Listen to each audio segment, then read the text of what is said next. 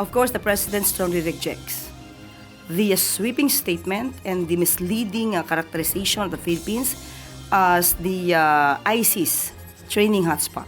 Hindi katanggap-tanggap para kay Pangulong Ferdinand Marcos Jr. ang taguring ibinigay ngayon ng ilang foreign media sa Pilipinas bilang umano'y ISIS training spot. Sa pahayag ng National Security Council o NSC na binasa ni Palace Press Officer Undersecretary Claire Castro, walang kumpirmadong ulat na ang mga suspect sa Bondi Beach shooting sa Australia ay nag-training sa bansa. Sa kabila ito ng pahayag ng Bureau of Immigration na nanggaling sa bansa ang mag-amang Sajid at Navid Akram noong November 1 hanggang 28, 2025. Currently, there is no validated report or confirmation that the individuals involved in the Bondi Beach incident received any form of training in the Philippines. Dagdag pa ng NSC, mula pa noong mangyari ang 2019 Marawi Siege, malaki na ang nabawas sa kakayahan ng ISIS-affiliated groups sa bansa dahil sa pinaigting na mga operasyon laban sa kanila. Since the 2017 Marawi Siege, Philippine security forces have significantly degraded ISIS-affiliated groups in the country. Both United Nations and the U.S. government assessments indicate that these groups now operate in a fragmented and diminished capacity. Hindi naman naniniwala ang Armed Forces of the Philippines na nakapagsanay sa bansa ang mga suspect. Totoo yun, nakarating sila dito sa Pilipinas.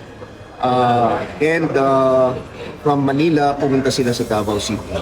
So yun lang po ang alam natin ngayon at pinag-aaralan pa ho natin, ini-investigate natin further kung ano yung mga pinuntahan nila ng mga lugar, sino yung mga kinausap.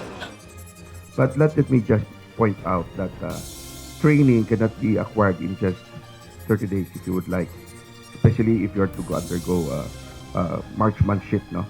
And basically based from open source, nabanggit din nila, these two suspects, one of them, the old one, is actually a gun club member.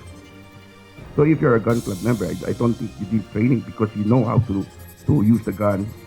Sa kabila nito, iniutos ni Pangulong Marcos Jr. sa mga kinaukulang ahensya na manatiling mapagmatyag upang mapanatili ang kapayapaan sa bansa. The President orders the Anti-Terrorism Council and member agencies to remain vigilant in preventing any terrorist activity within Philippine territory and to continuously enhance coordination with international partners to safeguard national security. Nel Maribuhok, UNTV News and Rescue, Diyos ang aming sandigan, serbisyo publiko ang aming pinahalagahan.